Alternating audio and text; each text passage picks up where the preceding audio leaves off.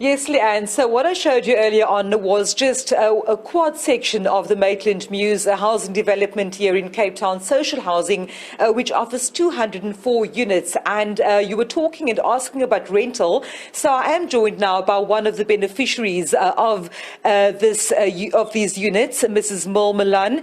Let's start off at the beginning, Ms. Milan. Very warm good morning to you. The question everybody wants to ask is the issue around affordability. So talk to us firstly about the unit you have and how much rental you're paying a month. Well, the rental I'm paying for a one-bedroom unit is 650 Rand a month, and it's affordable for a pensioner. Me as a pensioner, I can afford to live.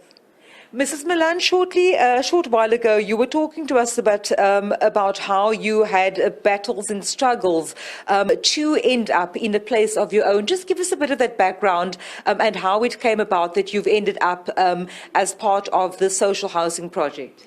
When I came into Cape Town, I knew nobody. It was just a leap of faith that I'd taken. And I landed myself in a night shelter. From the night shelter, the supervisors there had introduced us to the modular housing project, which wasn't yet complete, was in Bellal Gardens.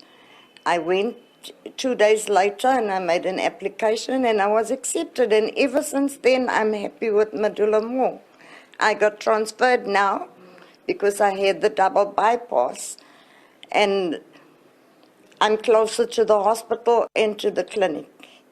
And what does this mean to you? You live alone, so in terms of being so close to the city centre, you were telling me that you need to be close to Groote Schuur Hospital, for example, which is a few kilometres away. How does that ease or make life easier for you?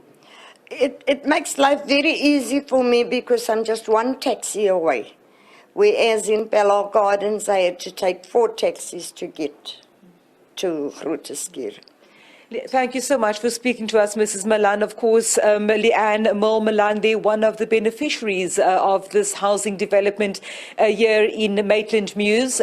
So rental then starting for a one-bedroom, also dependent on where on the spectrum a beneficiary would stand. You would know that social housing, Leanne, is meant for that missing middle. So the income bracket would be from 1,850 to 22,000 Rand a month. And within that spectrum, of course, there would be various degrees in terms of the kind of units, the number of rooms per unit available, and also the pricing then would be determined by the need of the specific beneficiary or individual who will be making use of social housing developments such as this. Of course, a little later on, we will see Minister of Human Settlements, Maloko Kubai, officially launching and unveiling a plaque at this facility.